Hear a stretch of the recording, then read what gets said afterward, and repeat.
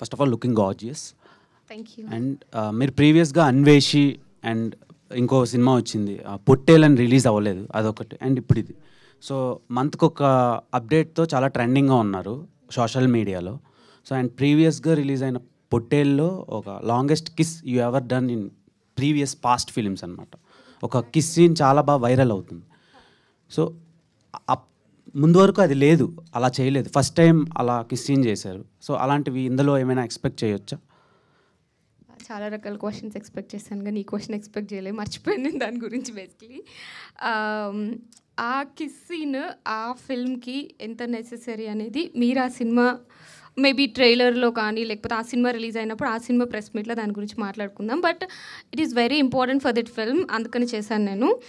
ఈ సినిమా విషయానికి వస్తే ఈ సినిమాలో దర్ ఇస్ ఎవ్రీథింగ్ అండి. There is glamour, there is romantic scenes, there is emotional, horror, everything we have.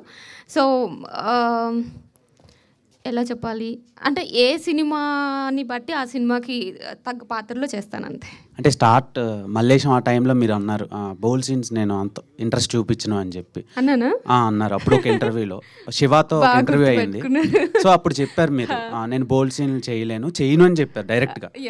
So ఇప్పుడు చూస్తే అది చూసి షాక్ అయ్యాను నేను. బేసిక్గా చాలామంది మీ ఫ్యాన్స్ కూడా అదేంట్రా అంటే రీసెంట్ టైమ్స్లో చాలా బాధపడ్డారు. సో దాని మీద మీ ఒపీనియన్ ఏంటి?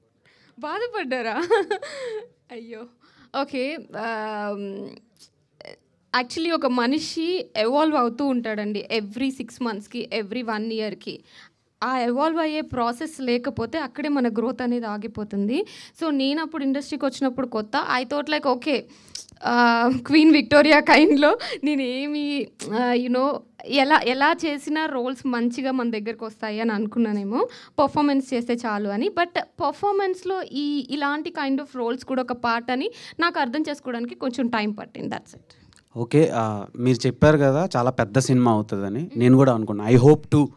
Thank you. This will be so biggest much. blockbuster in your career and movie Please team. support us. Thank you. Thank you. Srinivas గారు చెప్పండి. నేను కూడా శ్రీకాకుళం నుంచే. ఫస్ట్ ఆఫ్ ఆల్ క్వశ్చన్ ఏంటంటే మీరు ఇవన్నీ మంత్రశాస్త్రంలో ఉండేటివి చెప్తున్నారు కదా. అవునండి. ప్రీవియస్గా పొలిమేర, విరూపాక్ష అని, పొలిమేర అని, పెండం అని కొన్ని సినిమాలు అంటే లాస్ట్ ఇయర్లో ప్రతి సీజన్కి ఒక హారర్ జానర్లో వచ్చి మంచి సక్సెస్ అయినాయి. అవునండి. సో ఇలాంటి సినిమాల వల్ల కొంచెం నెగిటివ్గా కూడా ఇంపాక్ట్ ఉంటుంది కదా ఆడియన్స్ మీద. ఒక సెట్ ఆఫ్ ఆడియన్స్ వరకే థియేటర్కి వచ్చి చూడగలరు. అవునండి. అందరూ రావడానికి కొంచెం ఇబ్బంది పడతారు. అండ్ టీవీలో సక్సెస్ఫుల్గా రన్ అవుతాయి ఇలాంటివి. సో దాని మీద ఒపీనియన్ ఏంటి? అండ్ ఈ స్క్రిప్ట్ని ఎంచుకోవడానికి రీజన్ ఏంటి? నేను రీజన్ చెప్పానండి. ఎందుకంటే I want to throw some light on మనదైన తంత్రశాస్త్రం మీద. సో అది ఇంట్రెస్టింగ్ ఉంటుంది యాక్చువల్గా.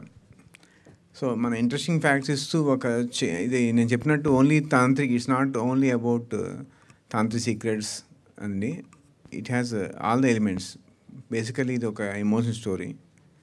దాంతోపాటు మంచి లవ్ ట్రాక్ ఉంటుంది, తర్వాత మదర్ సెంటిమెంట్ ఉంటుంది. So it's a culmination of all. అండర్లయింగ్గా మనకి ఈ తాంత్రిక్ థింగ్స్ వస్తాయండి. తాంత్రిక్ అన్నది ఒక ప్రెమైజ్ అంతే. It's about a girl when she faced with her survival challenge, how she faces it అన్నది స్టోరీ అనమాట. చెప్పండి. అనన్యాన్ని క్యాస్ట్ చేసుకోవడానికి రీజన్ ఏంటి?